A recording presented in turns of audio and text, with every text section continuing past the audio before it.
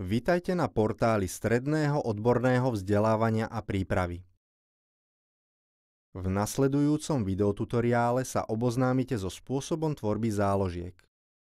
Tie predstavujú praktickú pomôcku, ktorá slúži na zálohovanie alebo kategorizáciu nájdených vzdelávacích materiálov. Pre vytvorenie záložky postupujte nasledovne.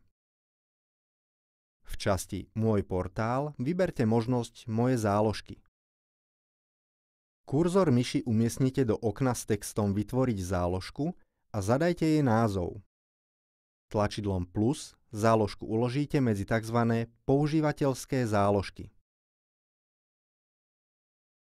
Vzdelávací materiál uložíte medzi záložky týmto spôsobom.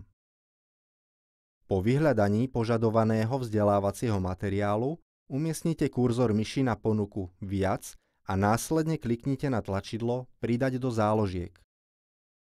Tým sa daný materiál uloží medzi predvolené záložky. Obsah takejto záložky môžete presunúť do vybranej používateľskej záložky. Jednotlivé záložky si tak dokážete prispôsobiť podľa svojich potrieb, čo vám uľahčí ďalšiu prácu s portálom. Rovnakým spôsobom môžete vytvoriť záložky aj v častiach Moje lekcie a Moje úlohy.